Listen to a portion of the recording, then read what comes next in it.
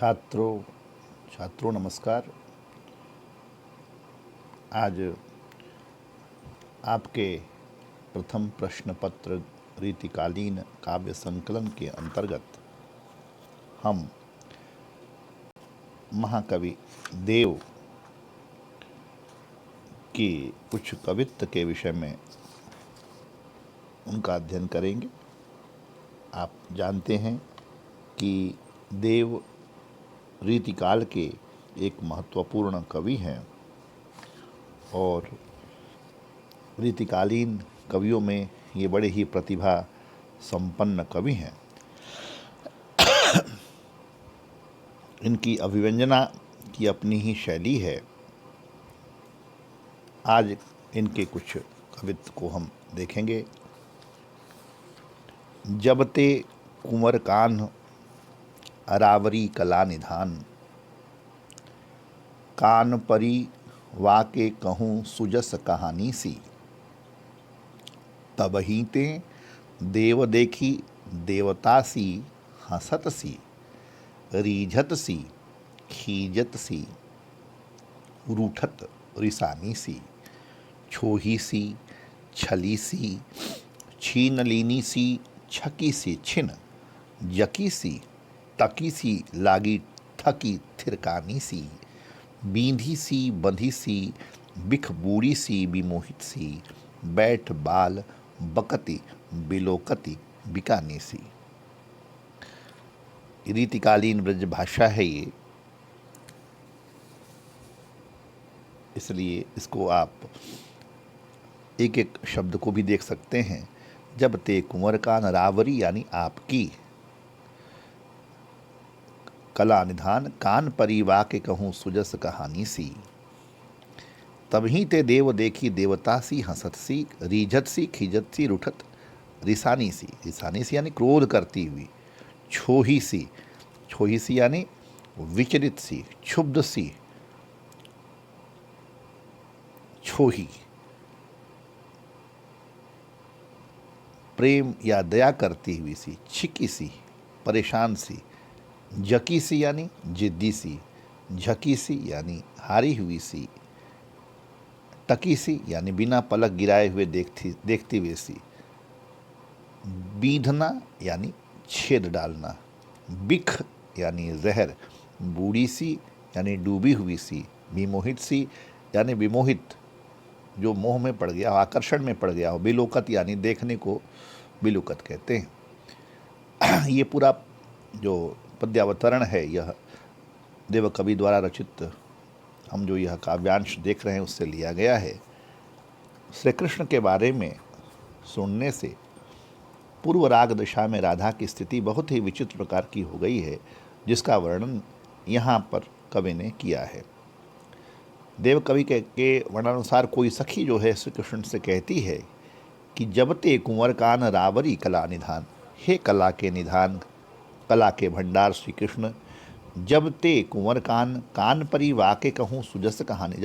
जब से आपके सुयश के बारे में राधा जी ने सुना है, तब से ही उसकी क्या स्थिति हुई है, वह कभी तब ही ते देव दिखी देवता सी, वो कभी किसी देव के समान, कभी हंसती हुई हो जाती है, कभी रीझती हुई सी दिखाई देती है, कभी खींचती हुई यानी नाराज हुई सी दिखाई देती है, कभी रूठी हुई सी दिखाई देती है और कभी छोही सी क्रोध करती हुई दिखाई पड़ती है।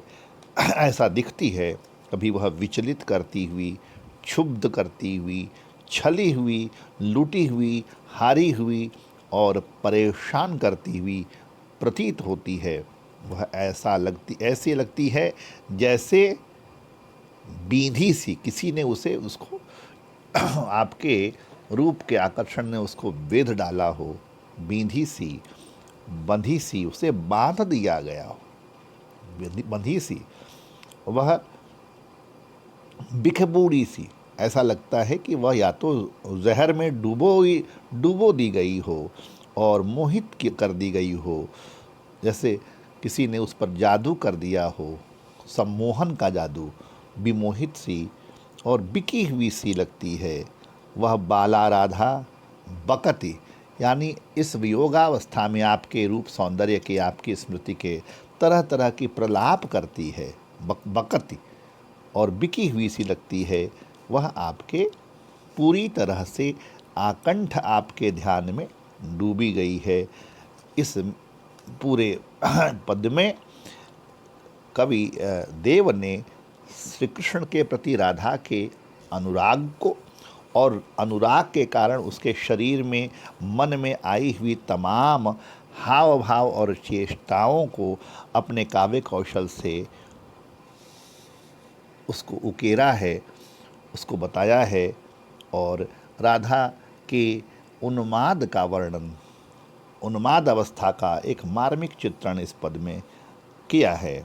कवि की प्रतिभा और कल्पना शक्ति और तमाम तरह के अनुप्रास, उपमा, उत्प्रेक्षा और काव्य लिंग अलंकार यहाँ पर प्रयुक्त हैं।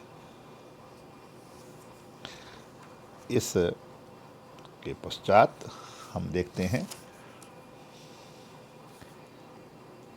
ऐसो जो हों जानतो की जय हैं तू बिखे के संग, ऐरे मन मेरे हाथ पाँव तेरे तोड़ तो, आजू लौं हों कत नार नर नाहन की नाही सुनो,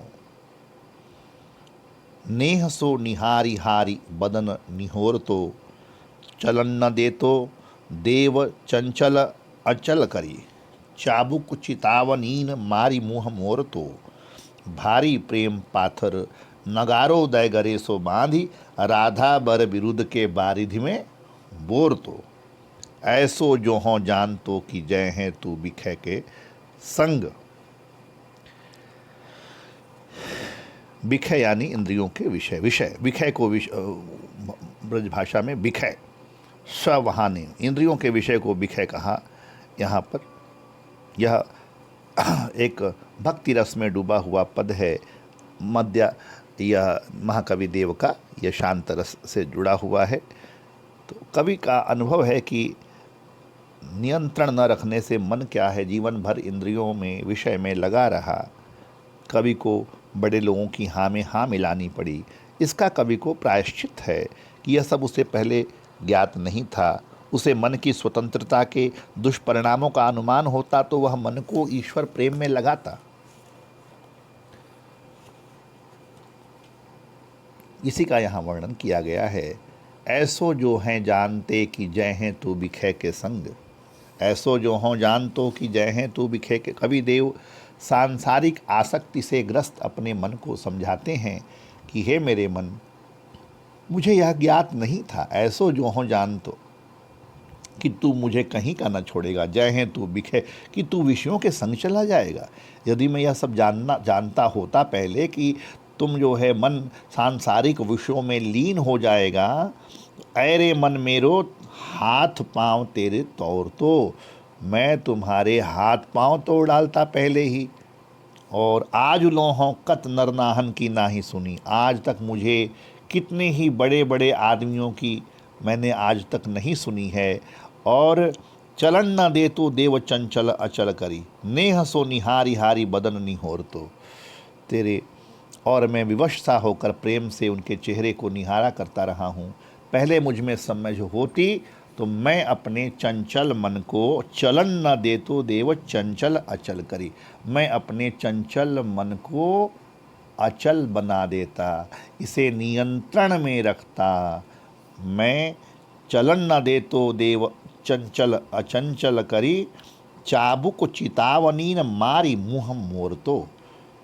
कविदेव कहते हैं कि मैं अपने इस चंचल मन को मैं स्थिर कर लेता और चेतावनी रूपी कोड़े मार मार कर इसका मुंह विषयों की ओर से मोड़ देता।